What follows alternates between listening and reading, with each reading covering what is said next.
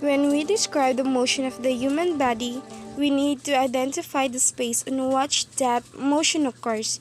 The body is divided into three different sections or planes: the sagittal, coronal, and transverse plane.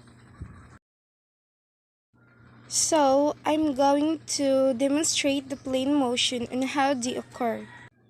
Sagittal plane is a vertical plane cutting the body into left and right halves. So we need to forward and back forward movement parallel to the plane. Movements such as extension will occur sagittal plane. As you can see on this movement, my body is moving front to back, flexing and extending at the hip and knee joint, therefore occurring of sagittal plane.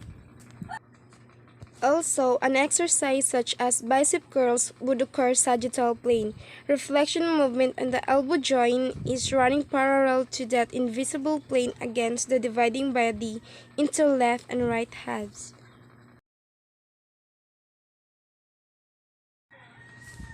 The frontal or coronal plane is a vertical plane that passes through the body, dividing it into interior posture halves.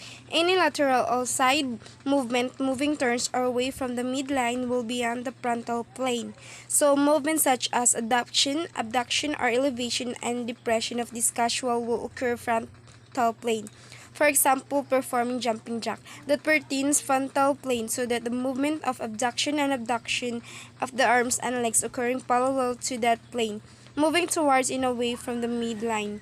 And additional to perform lateral for a flexion that occurring frontal plane, that some movement of upper so is occurring parallel to that plane, again which is dividing the body into interior and posterior halves. Lastly is the transverse plane. Transverse plane, this is a horizontal plane that divides the body or parts of the body into top and bottom halves. So movements such as rotation and pronation, supination are all occur transverse plane. For example, is an external and internal rotation of the humerus.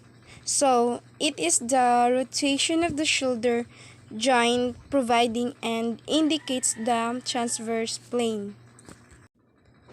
A movement also like this is a movement running parallel to that invisible plane which is cutting the body in half.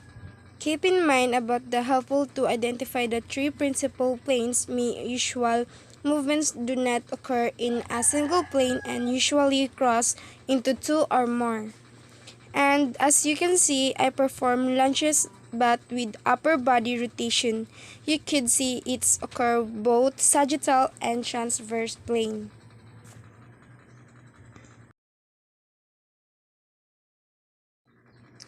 To get more ideas about how the planes of motion work, try applying it to your everyday life. As you make movement in your daily life, try think about what plane of motion that occurs on it.